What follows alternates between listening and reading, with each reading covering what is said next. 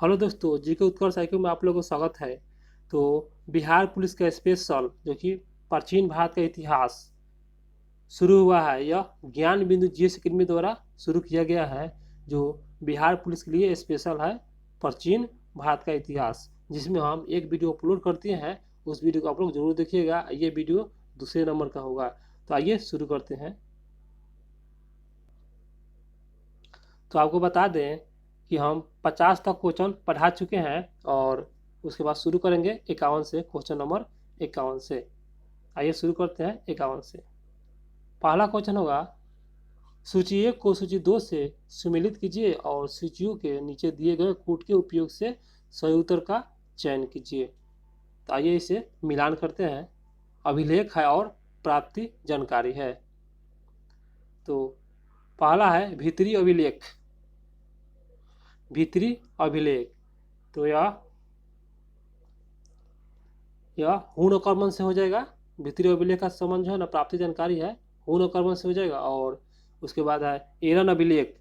तो यह सती प्रथा से जो प्राप्ति जानकारी होता है, सती प्रथा हो जाएगा। और मंदसौर अभिलेख, तो यह रेशम बुनकरों की श्रेणी से जानकारी प्राप्त होता है। और उसके बाद डी में है सगौड़ा अभिलेख। तो यह दुर्भिक्ष की जानकारी यह इससे प्राप्त होता है। तो इसका सही आंसर हो जाएगा ऑप्शन 1 हो जाएगा। 2, 1, 3 और 4। अगला क्वेश्चन होगा, दोस्तों मेरे वीडियो को आप लोग एक बार लाइक कर दीजिए। आशा करते हैं कि लाइक कर दिए होंगे और चैनल को सब्सक्राइब भी कर दिए होंगे। तो क्वेश्चन पर आते हैं। सर्वप्रथम सिखों पर लेख लिखने के कार्य किन शासकों ने प्रारंभ किया था? तो इसका सही आंसर हो जाएगा ऑप्शन सी हो जाएगा। यौवन शासकों द्वारा सिखों पर लेख लिखने का कार्य शुरू किया गया था। अगला क्वेश्चन है, सूची 1 को सूची 2 से सुमेलित कीजिए और सूचियों के नीचे दिए गए कूट के उपयोग से सही उत्तर का चयन करें। तो सूची 1 में है शासक है और सूची 2 में है अभिलेख है। तो पहला है ऑप्शन कलिंग राजा खारवेल, जो किस अभिलेख से संबंधित है? तो ये सही हो जाएगा, यह हाथी गुफा से संबंधित है। और उसके बाद गौतमी बलश्री, तो यह नासिक अभिलेख से संबंधित है, जो कि ऑप्शन इसका बगल में है, इसलिए यहाँ पर हम बता देते हैं आपको। गौतमी बलश्री जो है नासिक अभिलेख से संबंधित है। और आते हैं अगला जो ऑप्शन है, तो उसके बाद है रुद्र दामन। रुद्र दामन जो कि जूनागढ़ अभिलेख से संबंधित है। और डी में है समुद्रगुप्त, जो कि प्रयाग स्तंभ लेख से संबंधित है। तो इसका सही आंसर हो जाएगा, बता दे रहे हैं, इसका आंसर 1 हो जाएगा, जो कि 2, 3, 1 और 4 हो जाएगा। आते हैं अगला क्वेश्चन पे। तो अगला क्वेश्चन है, अभिलेखों के अध्ययन को क्या कहा जाता है? तो इसका सही आंसर हो जाएगा ऑप्शन सी हो जाएगा, जो कि इपिग्राफी कहेंगे अभिलेखों के अध्ययन को। आगे क्वेश्चन होगा, सूची 1 को सूची 2 से सुमेलित कीजिए और सूचियों के नीचे दिए गए कूटों की सहायता से सही उत्तर का चयन करें। सूची 1 में है अभिलेख है और सूची 2 में है शासक है, जो कि मिलान करना है। तो इसे हम मिलान करते हैं।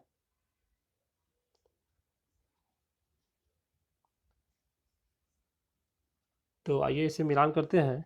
तो इसका सही आंसर हो जाएगा ऑप्शन 1 हो जाएगा, जो कि ये होल, जो कि पुलकेशिन द्वितीय शासक से संबंधित है। और मंदसौर या मालवा नरेश यशोवर्मन से संबंधित है। और सी में है भीतरी और जूनागढ़, जो कि यह अस्कंद गुप्त से संबंधित है। और डी में है देवपारा अभिलेख, जो कि बंगाल के शासक या विजय सिंह से संबंधित है। तो इसका सही आंसर हो जाएगा ऑप्शन 1 हो जाएगा। आते हैं दोस्तों अगले क्वेश्चन पे। अभी तक मेरे चैनल को सब्सक्राइब नहीं किए हैं तो कर लीजिएगा और एक बार लाइक भी दे दीजिएगा। तो क्वेश्चन होगा, निम्नलिखित में ग्वालियर के अभिलेख का संबंध किस शासक से है? तो इसका सही आंसर हो जाएगा ऑप्शन सी हो जाएगा, प्रतिहार नरेश भोज से संबंधित है। ग्वालियर अभिलेखों का संबंध प्रतिहार नरेश भोज से है।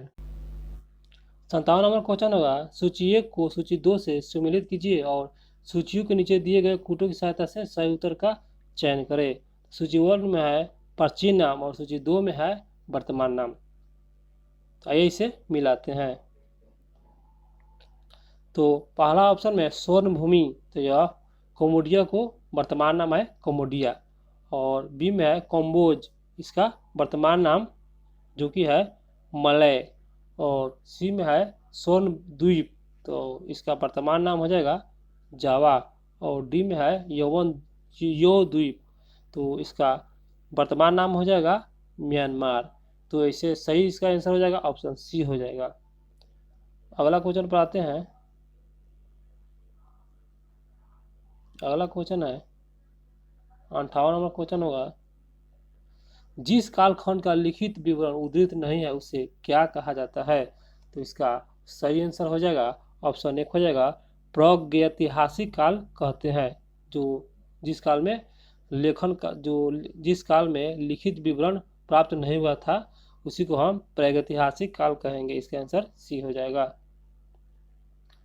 अगला क्वेश्चन है, पंचायन मंदिर निर्माण शैली और मुख्य मंदिर 4 अन्य मंदिर से घिरा हो उसे पंचायतन कहलाता है।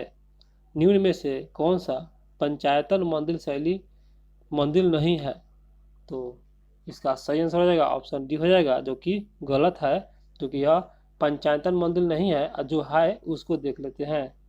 कंदरिया महादेव जो कि खजुराहो में है, जो कि मध्य प्रदेश में स्थित है, यह पंचायतन मंदिर है। और बी में है ब्रह्मेश्वर मंदिर जो कि भुवनेश्वर में है, उड़ीसा में है, यह पंचायतन मंदिर के अंतर्गत आता है। और सी में है लक्ष्मण मंदिर खजुराहो मध्य प्रदेश में, यह भी पंचायतन मंदिर के अंतर्गत आता है। तो इसका गलत हो जाएगा डी, जो कि गलत नहीं चुना था। अगला क्वेश्चन है, निम्नलिखित में आग का आविष्कार पूरा पाषाण काल में, ये बात सही है, और पहिए का आविष्कार किस काल खंड में हुआ था? तो इसका सही आंसर हो जाएगा ऑप्शन एक हो जाएगा नव पाषाण काल में हुआ था पहिए का आविष्कार। अगला क्वेश्चन पर आते हैं, मनुष्य ने अस्थायी निवास की प्रवृत्ति नव पाषाण काल में उद्धृत हुई, तब उसने सबसे पहले किस पशु का पालतू बनाया? तो इसका सही आंसर हो जाएगा ऑप्शन डी हो जाएगा कुत्ता को सर्वप्रथम मनुष्य ने पालतू बनाया था। अगला क्वेश्चन पर आते हैं, मनुष्य ने सर्वप्रथम तांबा धातु का प्रयोग किया था, यह सही है, और उसके द्वारा बनाए जाने वाले औजार कुल्हाड़ी किस स्थान से प्राप्त हुआ था? तो इसका सही आंसर हो जाएगा ऑप्शन सी हो जाएगा अतिरंगपक्कम, जो इसी स्थान से कुल्हाड़ी को प्राप्त हुआ था, अतिरंगपक्कम। इसका आंसर सी हो जाएगा। अगला क्वेश्चन है दोस्तों, अभी तक मेरे वीडियो को सब्सक्राइब नहीं किया है तो कर लीजिएगा। आते हैं क्वेश्चन पे, कृषि का प्रथम साक्ष्य मेहरगढ़ से प्राप्त हुआ था, यह भी सही है, मेहरगढ़ से प्राप्त हुआ था। और सर्वप्रथम चावल का साक्ष्य कहाँ से प्राप्त हुआ था?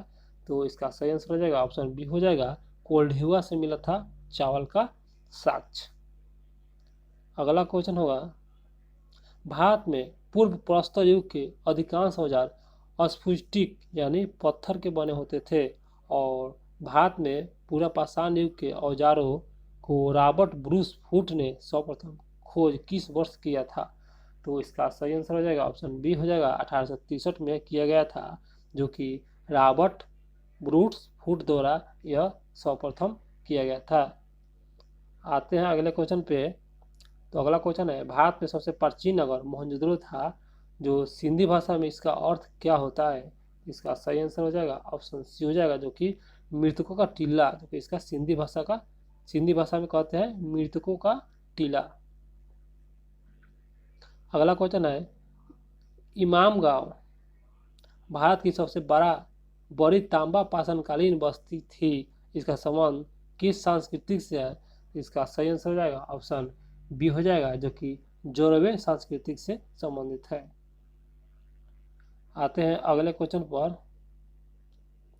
तो अगला क्वेश्चन है दोस्तों, वीडियो को स्किप नहीं कीजिएगा, एग्जाम में से बहुत इंपॉर्टेंट क्वेश्चन है, इसलिए आप लोग वीडियो को स्किप न करें। तो आइए 67 पर आते हैं। तो 67 वाला क्वेश्चन कह रहा है, भीमबेटका से संबंधित कथनों पर विचार कीजिए। तो पहला कथन है, भीमबेटका गुफा पूरा पाषाणिक आवासीय पुरास्थल है, यह सही है, पहला कथन। दूसरा कथन है, यह मध्य प्रदेश के रायसीमा जिला में स्थित है, ये भी सही है। भीमबेटका जो कि मध्य प्रदेश के रायसेन जिला में स्थित है। और तीसरा कथन होगा, इसका खोज 1957-58 में डॉक्टर विष्णु श्रीधर कर्ण कनवरकर के द्वारा किया गया था। ये भी सही है, इन्हीं के द्वारा किया गया था। चौथा नंबर है कथन, भीमबेटका को 1990 राष्ट्रीय महत्व का स्थल घोषित किया गया था। ये भी सही है। और 5 नंबर कथन होगा, जो कि जुलाई 2003 में भीमबेटका को यूनेस्को ने विश्व धरोहर में स्थल घोषित किया था। ये भी सही है, 2003 में किया गया था। तो इस तरह इसका सही आंसर हो जाएगा ऑप्शन डी हो जाएगा। उपयुक्त में से सभी कथन सत्य है। आते हैं अगले क्वेश्चन पे। तो अगला क्वेश्चन है, तिथि निर्धारण की विधि कार्बन 14C की खोज अमेरिका रासायनिक वैज्ञानिक V.F. लीवी ने किस वर्ष किया था? तो इसका सही आंसर हो जाएगा ऑप्शन सी हो जाएगा, जो कि वर्ष 1946 में किया गया था, जो कि V.F. लीवी द्वारा किया गया था सी कार्बन का खोज। आते हैं अगला क्वेश्चन पे। अगला क्वेश्चन है, सूची 1 को सूची 2 से सम्मिलित कीजिए और नीचे दिए गए कूट की सहायता से सही उत्तर का चयन करें। तो इस तरह इसका सही आंसर हो जाएगा ऑप्शन 1 हो जाएगा, जो कि मालवा, जो कि यह काला और लाल है, बर्तन से संबंधित है, काला और लाल।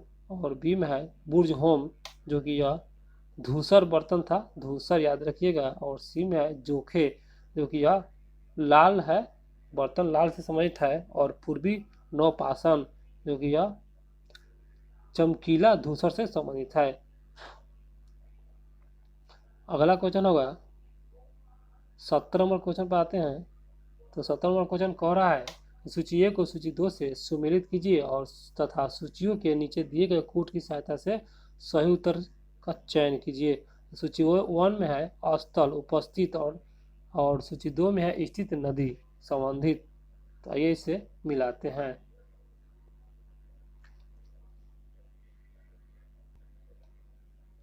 तो पहला है ऑप्शन में सुतका गेडोर, जो कि बलूचिस्तान में स्थित है, जो दाक्स नदी पर स्थित है। और बी नंबर में होगा मांदा, जो कि कश्मीर में स्थित है, यह मांदा जो कि कश्मीर में है, यह चिनाब नदी पर स्थित है। सी में है दाइमाबाद, जो कि महाराष्ट्र में है, यह गोदावरी नदी पर स्थित है। और डी में है आलमगीरपुर, जो कि मेरठ उत्तर प्रदेश में स्थित है, यह हिंडन नदी पर स्थित है।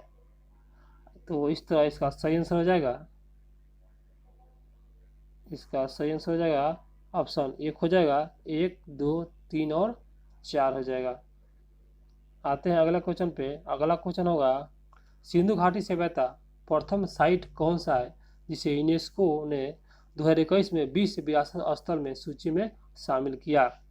वह कौन सा स्थल है? तो इसका सही आंसर हो जाएगा ऑप्शन सी हो जाएगा, जो कि धौलावीरा है, जो कि गुजरात में है। 2021 में इसे विश्व विरासत स्थल में सूची में शामिल किया गया था। दोस्तों वीडियो को सब्सक्राइब जरूर कीजिएगा, नहीं तो आप लोग बाद में भूल जाइएगा।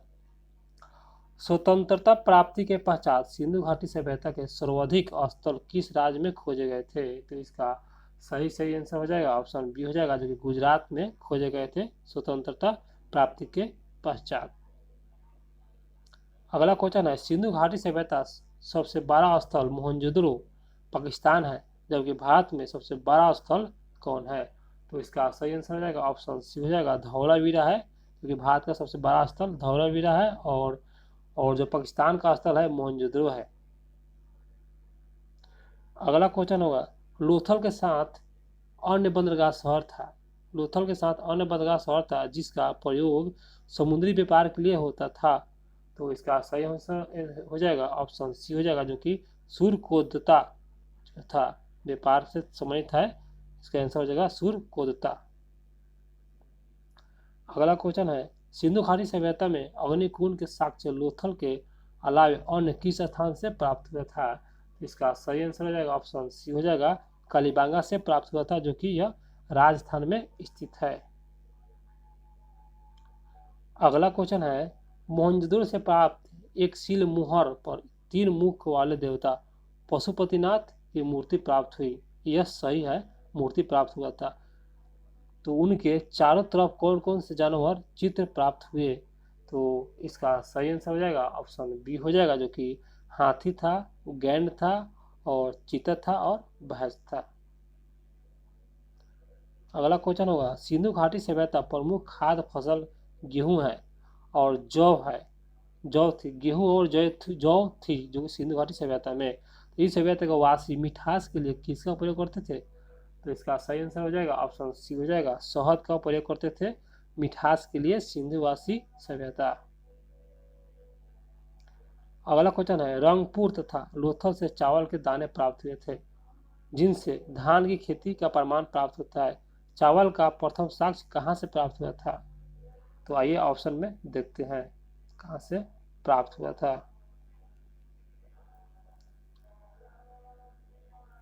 तो इस तरह ऑप्शन में आ गए हैं, इसका आंसर हो जाएगा बी, लोथल से प्राप्त हुआ था। अगला क्वेश्चन होगा, घोड़े के अस्थि पंजर प्राप्त हुए थे। तो इसका सही आंसर हो जाएगा ऑप्शन एक हो जाएगा, सूर्यकोदता से प्राप्त हुआ था और अस्थि और कालीबंगा से प्राप्त हुआ था जो कि राजस्थान में स्थित है, और लोथल से प्राप्त हुआ था जो कि यह गुजरात में स्थित है। आगे क्वेश्चन होगा, सिंधु काल में तौल की इकाई का अनुपात क्या था? तो इसका सही आंसर हो जाएगा ऑप्शन बी हो जाएगा, 16 के अनुपात में था सिंधु काल में। अगला क्वेश्चन होगा, मेसोपोटामिया के अभिलेखों में वर्णित मेहुला शब्द का अभिप्राय क्या है? तो इसका सही आंसर हो जाएगा ऑप्शन बी हो जाएगा, सिंधु घाटी सिंधु सभ्यता है जो कि मेसोपोटामिया के अभिलेखों में वर्णित मेहुला शब्द का अभिप्राय सिंधु सभ्यता से है। आगे है, सिंधु घाटी सभ्यता का शासक किसके हाथों में था? तो इसका सही आंसर हो जाएगा ऑप्शन बी हो जाएगा, बर्नी के हाथों में था सिंधु घाटी सभ्यता। क्वेश्चन होगा अगला, सूची 1 को सूची 2 से सुमेलित कीजिए एवं सूची दिए गए कूटों की सहायता से सही उत्तर का चयन कीजिए। तो सूची 1 में है प्रदेश है और सूची 2 में है आयाती वस्तु है। तो आइए इसे हम मिलान करते हैं। तो पहला ऑप्शन हमें है तांबा। तो तांबा जो कि खेतरी, बलूचिस्तान और ओमान से आयाती वस्तुएं हैं। और बी में है चांदी जो कि यह अफगानिस्तान से है और ईरान से। सी में है सोना जो कि कर्नाटक और ईरान से है। और डी में होगा गोमेद जो कि सौराष्ट्र से है आयाती वस्तु। तो इस तरह इसका सही आंसर हो जाएगा ऑप्शन 1 हो जाएगा। तो आते हैं अगले क्वेश्चन पे। तो अगला क्वेश्चन है, सिंधु घाटी सभ्यता के लोग किन वस्त्र का प्रयोग करते थे? तो इसका सही आंसर हो जाएगा ऑप्शन 1 हो जाएगा, सूती ऊनी वस्त्र का प्रयोग करते थे सिंधु घाटी सभ्यता। और आगे क्वेश्चन होगा 85 नंबर, सिंधु घाटी सभ्यता के लोग मनोरंजन में किसका प्रयोग नहीं करते थे? तो इसका सही आंसर हो जाएगा ऑप्शन डी हो जाएगा, ध्रुत कीड़ा का प्रयोग नहीं करते थे। और सिंधु घाटी सभ्यता में जो करते थे वह मछली पकड़ना, शिकार करना और पशु पक्षी को आपस में लड़ाना और चौपड़ा एवं पासा खेलना, ये सभी सिंधु घाटी की सभ्यता के लोग मनोरंजन के लिए यह सब साधन था। आगे देखते हैं, अगला क्वेश्चन पर आते हैं। तो अगला क्वेश्चन है, सैंधव समाज में समानता है। तो इसका सही आंसर हो जाएगा ऑप्शन 1 हो जाएगा, मृत शतात्मक व्यवस्था था। सैंधव समाज में मैत्री शतात्मक व्यवस्था था सैंधव समाज में। आगे क्वेश्चन है, सिंधु घाटी सभ्यता से किसकी प्राप्ति नहीं हुई थी? मतलब गलत को फिर चुनना है। तो इसका आंसर हो जाएगा 1 जो कि प्राप्ति नहीं हुआ था। जो सिंधु घाटी सभ्यता में प्राप्ति हुआ था वह है 100 का युगल समाधि यानी सावधान प्रथा। और सी में है आग में पकी हुई टेराकोटा जो कि सिंधु घाटी सभ्यता से प्राप्त हुआ था। और डी में है तलवार नामक अस्त्र का प्रयोग किया गया था सिंधु घाटी सभ्यता में जो कि प्राप्ति हुआ था। आते हैं अगला क्वेश्चन पे, आर्य से संबंधित कथनों पर विचार कीजिए। आइए इसे हम देखते हैं इसमें कौन कौन सा कथन सत्य है। तो इस तरह इसमें सभी कथन सत्य है दोस्तों। आइए सभी कथन को देखते हैं। तो पहला कथन है, वैदिक काल को 2 भागों में विभाजित किया गया। ऋग वैदिक काल 1500 से 100 ईस्वी में, उत्तर वैदिक काल 1000 ईस्वी से ईस्वी पूर्व से 600 ईस्वी पूर्व है, यह सही है। दूसरा कथन है मैक्स मुलर ने आर्य का मूल स्थान निवास स्थान मध्य एशिया में माना था, सही है।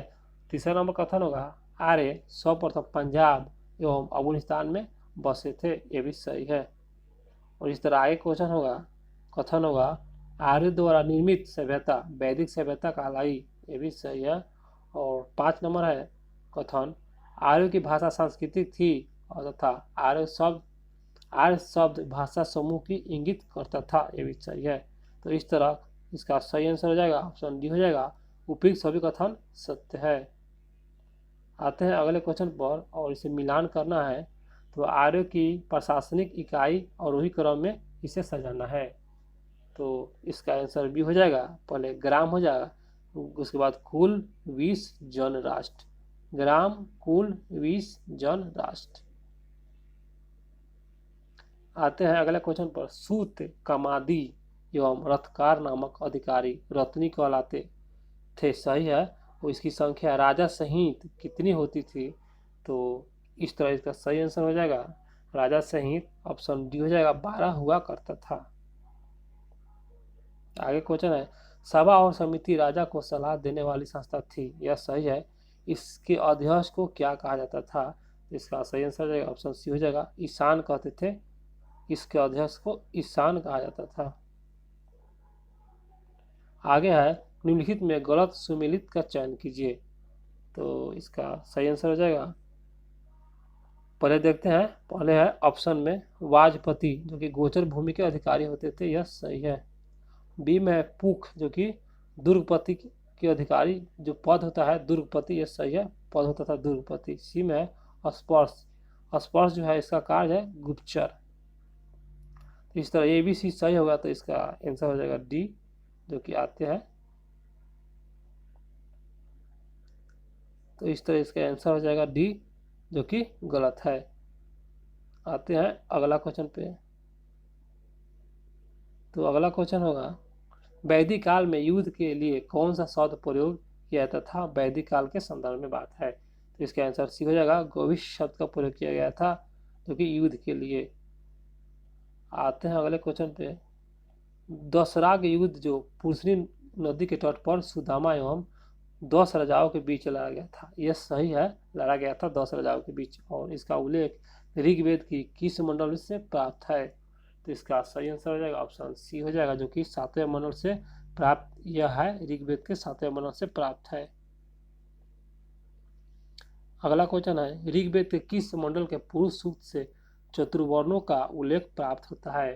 तो इसका सही आंसर हो जाएगा ऑप्शन 1 हो जाएगा, 10वें मंडल से प्राप्त होता है जो कि चतुर्वर्ण का उल्लेख 10वें मंडल से प्राप्त होता है।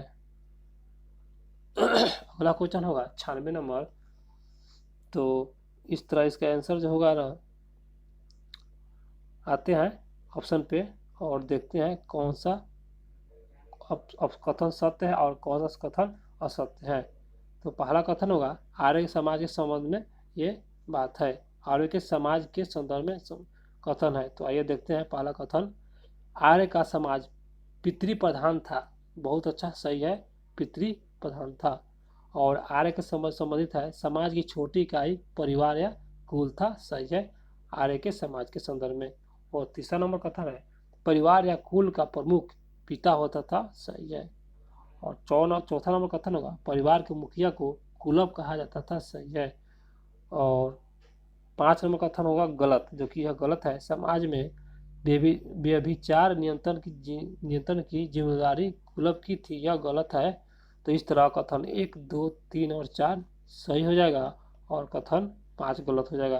तो इस तरह क्वेश्चन इसलिए ऑप्शन पर आते हैं और देखते हैं इसका सही आंसर हो जाएगा ऑप्शन डी हो जाएगा, क्योंकि 1, 2, 3 और 4 सही है और गलत हो जाएगा 5 नंबर गलत हो जाएगा। आते हैं अगला क्वेश्चन पे। तो बात गलत सुमेल का चयन कीजिए। तो देखते हैं इसमें कौन कौन से गलत है। तो उपनिषद जो है 108 है, सही है। वेदांग की संख्या 6 है, ये भी सही है। और महापुराण की संख्या 18 है, ये भी सही है। तो ए बी सी सही, तो गलत हो जाएगा डी। आते हैं अगला क्वेश्चन पे। 98 नंबर क्वेश्चन होगा, तो इसे देखते हैं और तो पहला कथन है, स्त्रियां शिक्षा ग्रहण करती थी, और ऋग्वेद में लोपामुद्रा, घोषा, अपाला, विश्वास जैसी विदुषी स्त्री को वर्णन है, यह सही है। दूसरा कथन है, स्त्रियां पति के साथ यह कार्य में भाग लेती थी, यह भी सही है, जो वैदिक काल के संदर्भ में बात हो रहा है। और पर्दा प्रथा, बाल विवाह का प्रचलन नहीं था, यह सही है। तीसरा कथन है, वैदिक कालीन स्त्रियां विधवा होने पर अपने देवर से शादी कर सकती थी, यह भी कथन सही है। तो इस तरह अगला कथन भी देख लेते हैं। तो अगला कथन है, आजीवक अविवाहित रहने वाली स्त्री को अमाजू कहते थे, ये भी सही है। तो इस तरह ऑप्शन पे आते हैं और देखते हैं, ए बी में नहीं है तो आगे देखते हैं इसमें कौन सा कथन सही है। इसका सही आंसर हो जाएगा ऑप्शन डी हो जाएगा, जो कि उपयुक्त में से सभी कथन सत्य है। आते हैं 99 नंबर क्वेश्चन पे। तो 99 नंबर क्वेश्चन होगा, जीविकोपार्जन के लिए वेद वेदांग पढ़ने वाले अध्यापक क्या कहा जाता है। तो इस तरह इसका सही आंसर हो जाएगा ऑप्शन एक हो जाएगा, जो कि उपाध्याय कहा जाता है। जीविकोपार्जन के लिए वेद वेदांग पढ़ने वाले को उपाध्याय कहा जाता है। और इस तरह आगे 100 नंबर क्वेश्चन होगा, आर्यों के जीवन चर्चा से संबंधित गलत कथन को छांटिए। तो आते हैं इसका कौन सा गलत है और कौन सा सही है। तो इस तरह इसका आंसर हो जाएगा सी, जो कि गलत है, और सही को देख लेते हैं। आर्य का मुख्य पेय पदार्थ सोमरस था, सही है। बी में है, आर्य मुख्यतः 3 प्रकार के वस्त्र का प्रयोग करते थे, सही है, जो कि है वास, अधिवास और उष्णीस। और डी में होगा, जो कि आर्य के मुख्य मनोरंजन के साधन थे रथदौड़, घुड़दौड़ और घृतकीरा। तो इस तरह इसका आंसर हो जाएगा सी, जो कि गलत है। तो दोस्तों इस वीडियो में इतना ही, फिर अगला वीडियो लेके आएंगे, 101 से लेके आएंगे 100 तक आ चुके हैं। और अभी तक मेरे चैनल को सब्सक्राइब नहीं किया है तो कर लीजिए, और एक बार लाइक भी कर दीजिए, ताकि आपको अगला वीडियो सबसे पहले आप ही को मिले। तो आप लोग भूल जाते हैं, इसलिए कह रहे हैं सब्सक्राइब कर लीजिए। तो हम अगला वीडियो में हम फिर मिलेंगे।